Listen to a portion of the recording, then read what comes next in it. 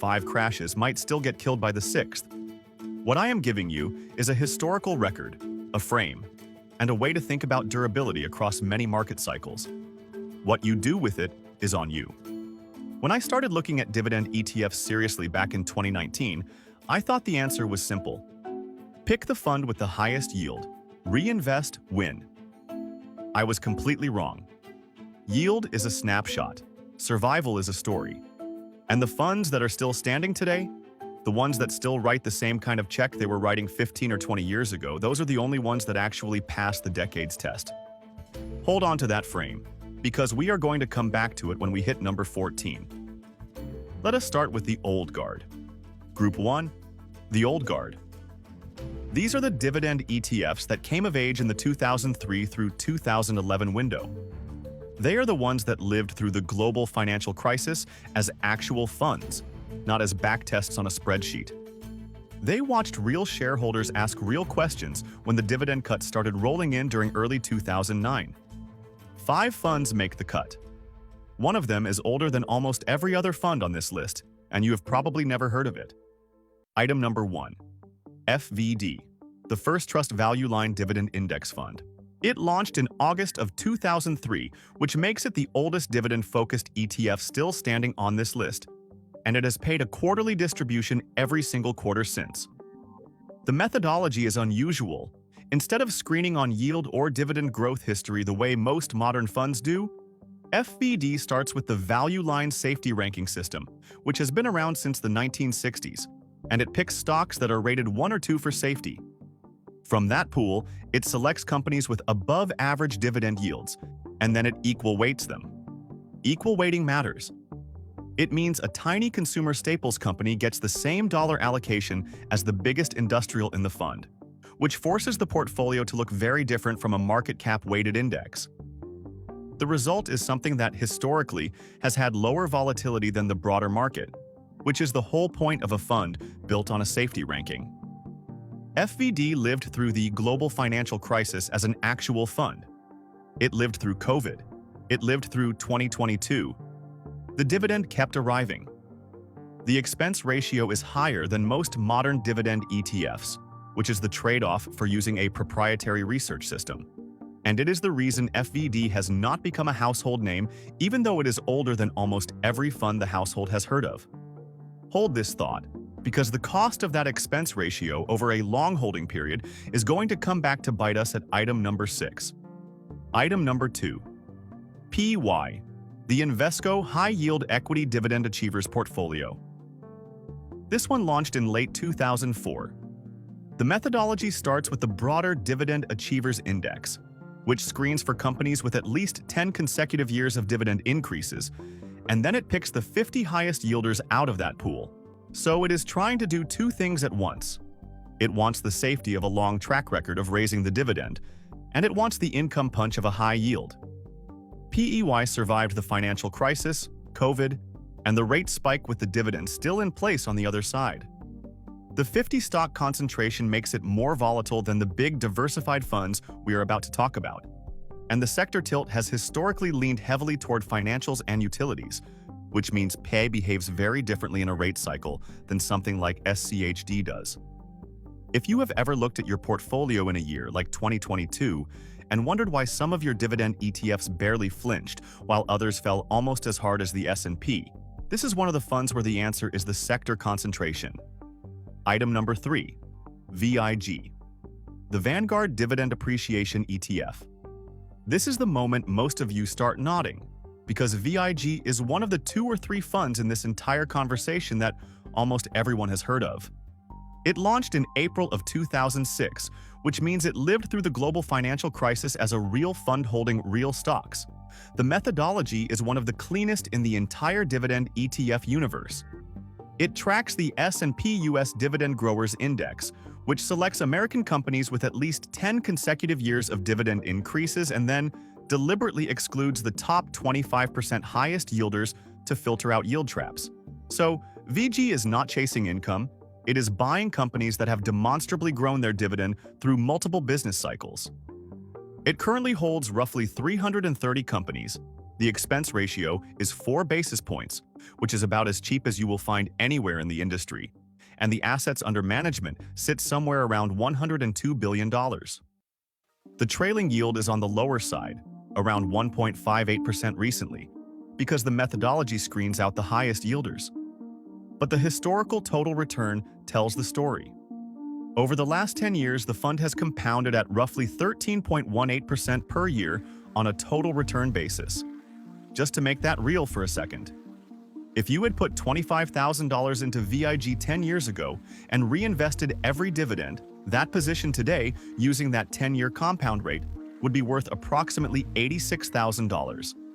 That is not a forecast. That is the actual historical compound applied to $25,000. VIG passed the financial crisis test, the COVID test, and the rate spike test, with dividends growing on the other side of each one. Item number 4, VYM, the Vanguard High Dividend Yield ETF. Same Vanguard family as VIG, completely different philosophy. VYM launched in November of 2006, just before the financial crisis. Where VIG screens for dividend growers and excludes the top yielders, VYM does the opposite. It tracks the FTSE High Dividend Yield Index, which selects American stocks expected to pay above average yields, and it weights them by market cap. So VYM gives you broader diversification, around 550-plus holdings, with a noticeably higher current yield than VIG. The fund went through the back half of the financial crisis as a real fund, and although the share price fell with the rest of the market, the underlying companies kept distributing income.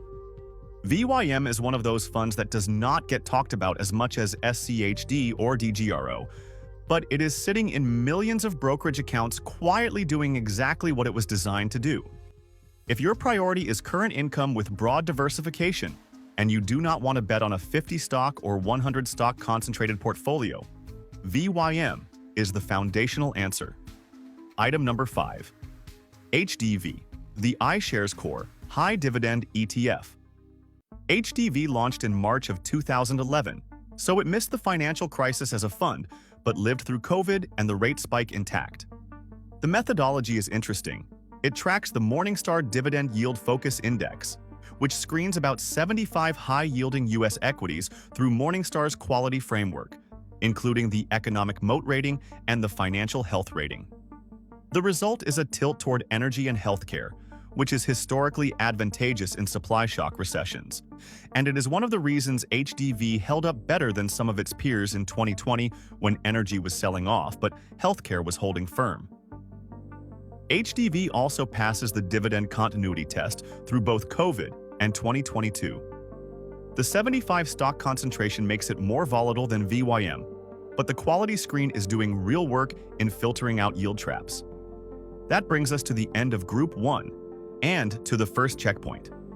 If you are still here at Item 5, you are already further into the dividend ETF universe than 90% of investors actually go. Most people stop at SCHD. They never look at the funds that came before it, and they never look at the strange ones that came after. The next 4 funds are where the conversation gets interesting. One of them is the most controversial dividend ETF on this list. One of them quietly tracks the dividend yields of every sector of the S&P at once, and one of them is the one that I personally hold the largest position in. Stay with me. The decades test is about to get a lot more specific. Group 2, the crash-tested cohort. These 4 funds came of age in the window between 2011 and 2014, which is the window right after the financial crisis settled. Every fund in this group launched into a market that had just been through the worst dividend cut wave since the Great Depression, and they were all designed with that experience in mind. Item number 6. SCHD, the Schwab U.S. Dividend Equity ETF. This is the fund I get asked about more than every other fund in this entire video combined, and for good reason. It launched in October of 2011. The methodology tracks the Dow Jones U.S. Dividend 100 Index, and the screen is one of the strictest in the industry. To make the cut, a company has to have paid a dividend for at least 10 consecutive years, and then it has to pass screens on cash flow to debt, return on equity, dividend yield, and 5-year dividend growth. Out of the entire U.S. market, only about 100 companies make it through. The expense ratio is 6 basis points. The assets under management sit around $89 billion. The trailing yield is roughly 3.39% recently, and the 30-day SEC yield has been running closer to 3.55%. The historical 10-year total return compound is approximately 11.6% annually. Let me make that real with the same example I used for VIG. If you had put $25,000 into SCHD 10 years ago, reinvesting every dividend, that position would be worth approximately $75,000 today, using that 10-year compound rate. If you had put $50,000 in, the same math gets you to approximately $150,000. SCHD passed the COVID test and the 2022 test with the distribution still rising. It did not exist for the financial crisis, the dot-com crash, or Black Monday, which is a real caveat we have to be honest about. Now, here is the Harry story I want to tell you. Harry, who is in his early 60s and has been running his own portfolio for about 30 years now, told me a few years ago that he sold half his SCHD position in 2022, when the fund was down with the rest of the market. He felt clever doing it. By early 2024, when SCHD had fully recovered and the dividend had grown again, he had to buy back at a higher price than he sold at. The point is not that Harry made a mistake, although he absolutely did. The point is that SCHD is the kind of fund that punishes you for trying to time it. The methodology is not designed for trading. It is designed for someone who buys it, holds it, reinvests every quarterly distribution, and lets the screen do the work. Hold this Harry story in your head, because we are going to come back to it at item 14. Item number 7, SDOG, the ALPS Sector Dividend Dogs ETF. SDOG launched in 2012, and the methodology is unique enough that it deserves a real explanation. The fund picks the 5 highest-yielding stocks from each of the 10 sectors of the S&P 500, and then it equal weights all 50 positions. So, instead of letting the highest-yielding sector dominate the fund, SDOG forces sector diversification, which means it always owns 5 healthcare names, 5 financials, 5 industrials, and so on, regardless of which sector happens to be paying the fattest yields in any given quarter. The result is a portfolio that behaves very differently from any market cap-weighted dividend fund. SDOG lived through COVID and the rate spike, with the dividend continuing, and the equal sector weighting acted as a real buffer in 2020 when the energy sector was getting destroyed, but staples and healthcare were holding up. Picture 2 investors in March of 2020. One owns a market cap-weighted high-yield fund that is 25% energy because energy yields blew out as oil collapsed. The other owns SDOG, where energy is locked at 10% because it is one sector out of 10. The second investor sleeps through a nightmare that the first investor lives in real time. The trade-off is that the equal sector weighting also caps your upside when one sector is on a multi-year run. If you bought SDOE a buy, hoping to ride a financials rally, you only got 10% of your fund participating in it. SDOG is for the investor who wants every sector represented at the same dollar weight, the ZENR, in their dividend portfolio, and is willing to give up the dramatic single sector winners to get there. Item number 8. RDIV, the Invesco S&P Ultra Dividend Revenue ETF. RDIV launched in 2013, and the methodology is one of the most interesting on this list. It starts with the highest-yielding 60 stocks from the S&P 900. Then it removes the highest yielders that have unsustainable payout ratios, and then it weights the remaining names by revenue. Weighting by revenue is the unusual part. Most dividend ETFs weight by market cap or by yield or equally. Revenue weighting tilts the portfolio toward companies that produce real top-line sales, which historically has been a useful filter against companies that are propping up their yield with financial engineering.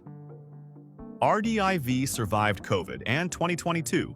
The distribution kept rolling, and the revenue weight forced the fund into some of the larger consumer and industrial names that survived the rate cycle in better shape than the smaller speculative high-yielders.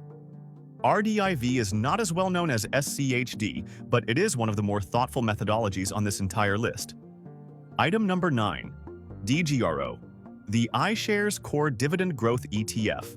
DGRO launched in June of 2014. The assets under management sit around $34.6 billion. The expense ratio is 8 basis points. The trailing yield is around 2%, and the 30-day SEC yield has been running closer to 2.14%. The methodology tracks the Morningstar U.S. Dividend Growth Index, which requires at least 5 consecutive years of dividend growth, positive earnings growth expectations, and a payout ratio under 75% so the dividend is not at risk of being too rich relative to actual earnings. The fund holds approximately 400 companies. The historical 10-year total return compound is roughly 13% annually. If you had put $25,000 into DGRO 10 years ago and reinvested every distribution, that position today, using the 10-year compound rate, would be worth approximately $85,000. DGRO passed COVID and 2022 with dividend growth intact. It did not exist for the financial crisis, which we have to be honest about, but the underlying methodology applied to historical data would have selected companies with the kind of dividend growth track record that survived.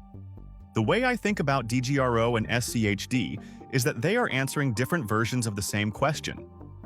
SCHD is asking, what are the best 100 companies that have paid for at least a decade? DGRO is asking, what are the 400 best companies that have grown the dividend for at least 5 years? Same intuition, different aperture. That brings us to the second checkpoint. If you have made it to item 9, you are now 9 funds deep into a dividend ETF taxonomy that most investors never even know exists. The next 3 funds are the ones that get the least airtime on YouTube, on Reddit, and on every dividend channel I follow. One of them is built around the oldest stock index in America. One of them is built around an idea that did not even exist as a strategy until 2017. And then we are going to climb into the final 2, and item 14 is going to tie back to the Harry story I told you at item 6. Stay with me. The next 10 minutes are the ones that will actually change how you think about durability. Group 3. The Modern Champions. These funds came after the rate cycle started normalizing. Each one is a response to something the older generation of dividend ETFs missed. Item number 10. SPYD, the SPDR Portfolio S&P 500 High Dividend ETF. SPYD launched in October of 2015. The methodology is straightforward. It selects the 80 highest yielding stocks in the S&P 500 and equal weights them. The expense ratio is 7 basis points, which is among the cheapest in the high-yield category. The result is a portfolio that historically has been heavily concentrated in financials and real estate, because those are the sectors that consistently throw off the highest yields in the S&P. SPYD lived through COVID and 2022. The distribution kept arriving, and the equal weighting has the same effect we saw in SDOOZ of forcing the fund away from market cap dominance.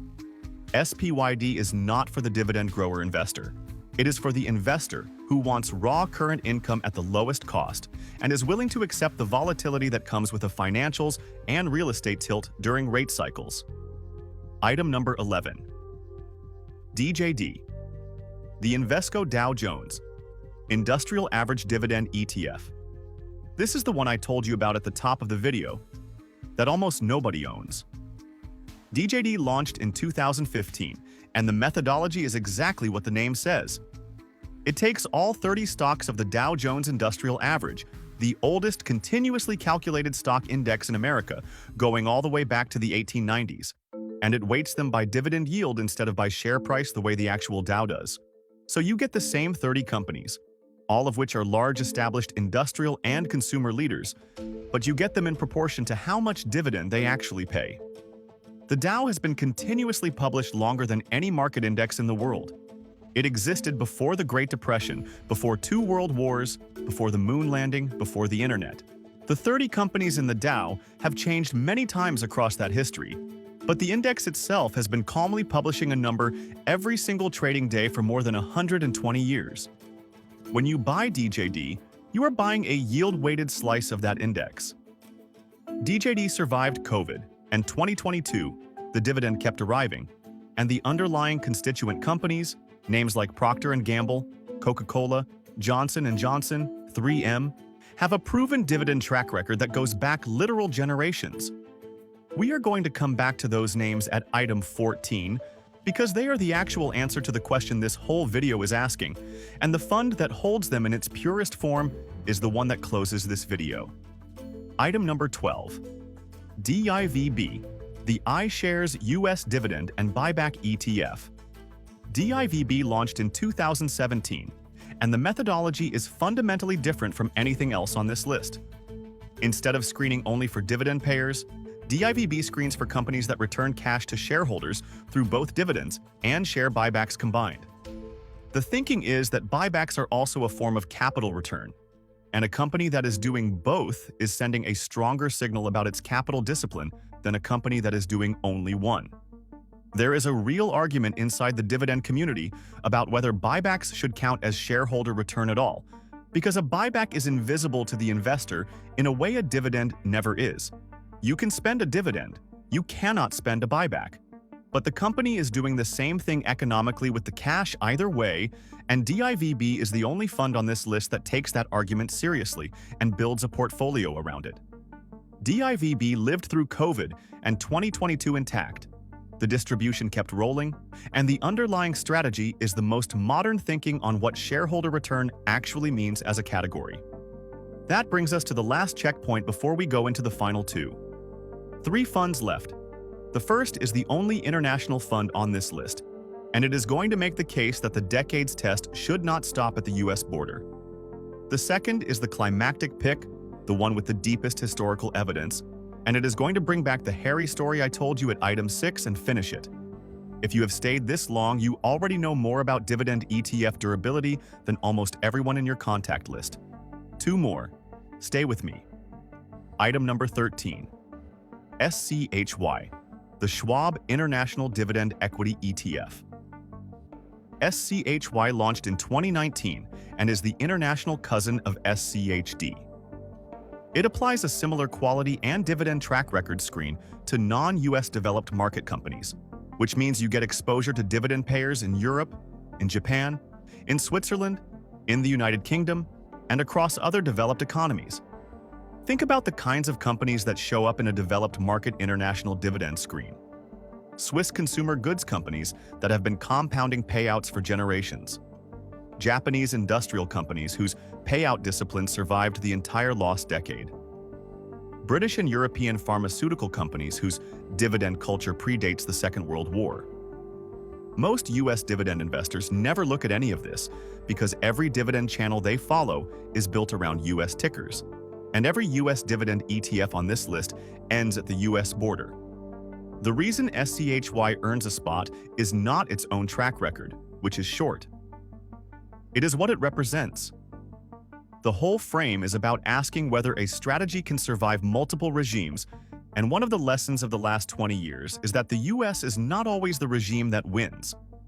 There were entire stretches in the 2000s when international developed dividend payers outperformed their US counterparts on total return. There were stretches in the 2020s when the dollar strengthened and international holdings hurt portfolios. The point is not that one always wins. The point is that they trade leadership, and a portfolio anchored only on one side of that trade is a more concentrated bet than most investors realize they are making. SCHY is the only fund on this list that lets you tilt against US concentration without leaving the dividend framework. It survived COVID, although the fund was brand new at the time. It survived the rate spike of 2022. The dividend has continued. The point of including SCHY is not to claim it has the same record as the older funds. The point is that any test of dividend durability is incomplete if you only ever apply it to the country you happen to live in. Now, Harry, who you remember from the SCHD story, has a small position in SCHY.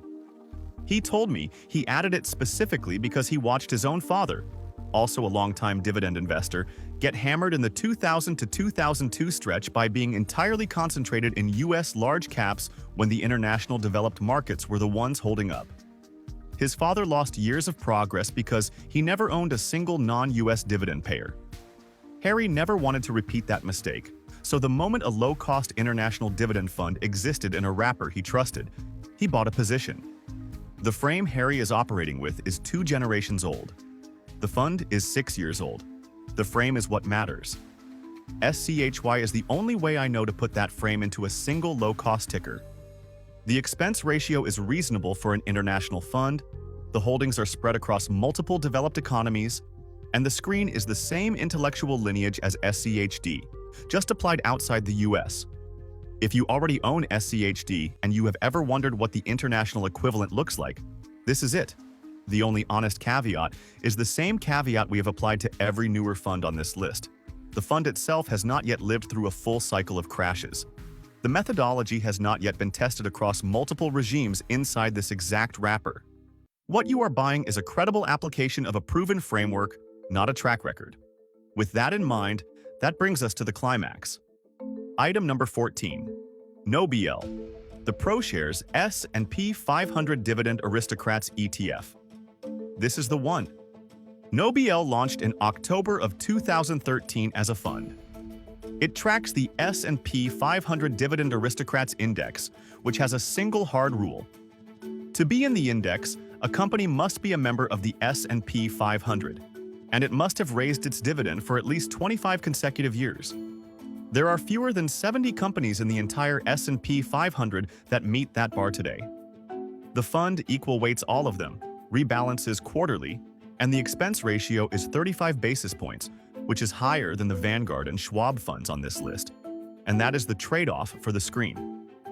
The reason NOBL is the climactic pick of this video is not the fund itself. The fund is only 12 years old. It is the index.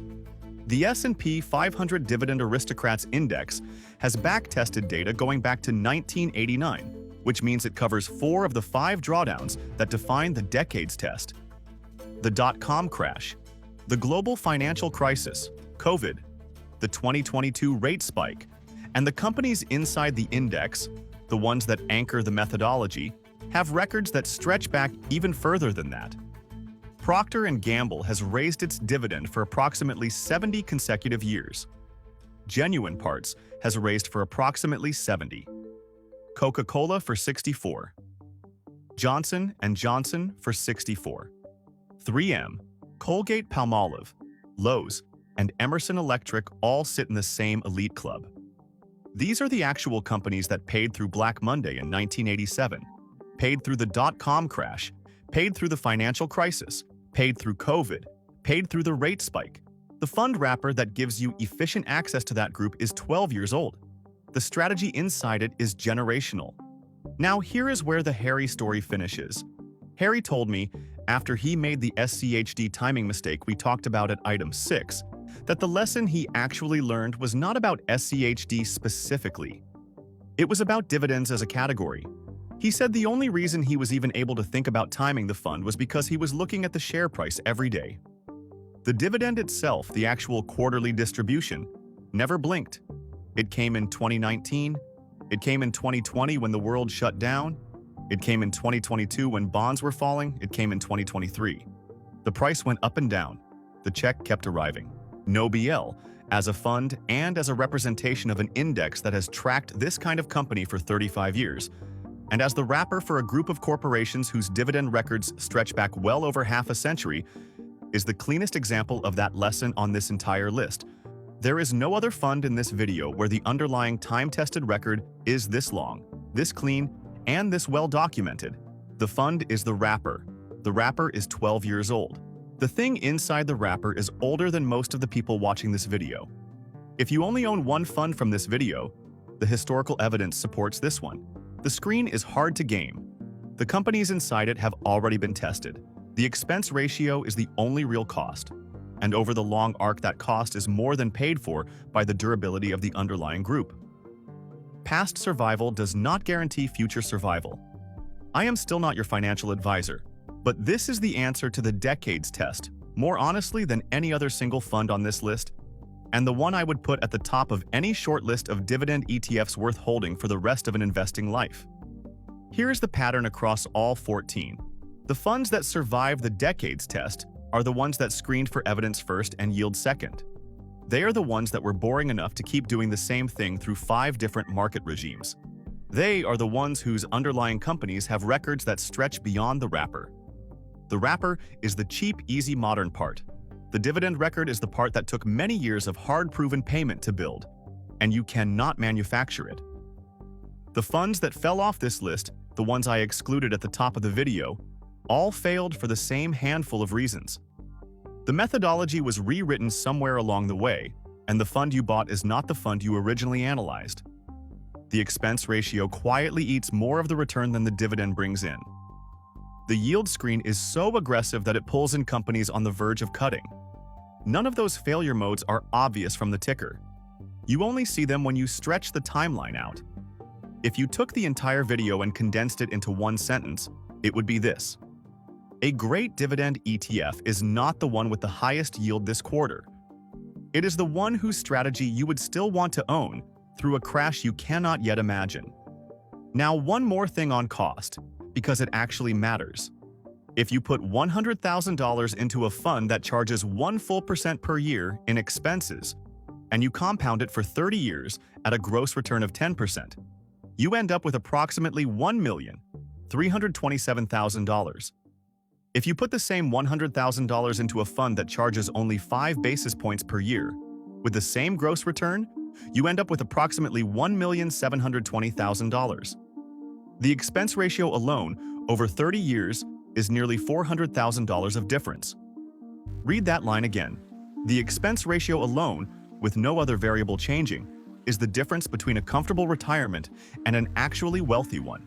That is why the cheap funds on this list, VIG at 4 basis points, SCHD at 6, SPYD at 7, DGRO at 8, quietly dominate the conversation when you stretch the timeline out. The famous funds with the high expense ratios may have a great year here and there, but compounding does not care about a great year. Compounding cares about the drag, every single year for 30 years. Last thing Harry told me, after we had been talking about all of this for an hour, was that the single best decision he ever made as an investor was not buying any specific fund. It was deciding sometime in his late 40s that he was going to stop trying to find the next great thing and start owning the boring things that had already proven themselves. He picked 4 or 5 of the funds we just talked about, and he has